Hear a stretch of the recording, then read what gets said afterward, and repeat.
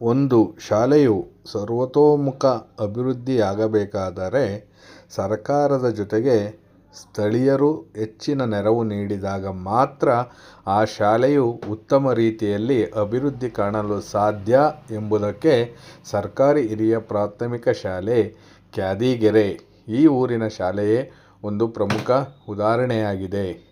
ಸುಮಾರು 5 ವರ್ಷದ ಕೆಳಗೆ ಯಾವುದೇ ಸೌಲಭ್ಯಗಳಿಲ್ಲದೆ ಶಾಲೆಯು ತುಂಬ ಭೌತಿಕವಾಗಿ ಹಿಂದುಳಿದಿದ್ದ ಕಾಲದಲ್ಲಿ ದಾನಿಗಳಿಂದ ಹಲವಾರು ರೀತಿಯ ನೆರವನ್ನು ಪಡೆದು ಸ್ಥಳೀಯ ಜನಪ್ರತಿನಿಧಿಗಳಿಂದ ನೆರವನ್ನು ಪಡೆದು ಶಾಲೆಗೆ ಬೇಕಾದಂತಹ ಮಕ್ಕಳ ಕಲಿಕೆಗೆ ಅನುಕೂಲವಾದಂತಹ ಹಲವಾರು ಸೌಲಭ್ಯಗಳನ್ನು ನಾವು ದಾನಿಗಳಿಂದ ಪಡೆದು ಇಂದು ಶಾಲೆಯನ್ನು ಜಿಲ್ಲಾ ಹಂತ ಮತ್ತು ತಾಲೂಕು ಹಂತದಲ್ಲಿ ಉತ್ತಮ ಶಾಲೆಯನ್ನಾಗಿ ರೂಪಿಸಲಾಗಿದೆ. ಇದಕ್ಕೆ ಸ್ಥಳೀಯ ಜನಪ್ರತಿನಿಧಿಗಳ ನೆರವನ್ನು ಪಡೆದುಕೊಂಡು ನಾವು ಶಾಲೆಯನ್ನು ಅಭಿವೃದ್ಧಿಪಡಿಸಿರುವುದೇ ಇದಕ್ಕೆ ಒಂದು ಉದಾಹರಣೆಯಾಗಿದೆ.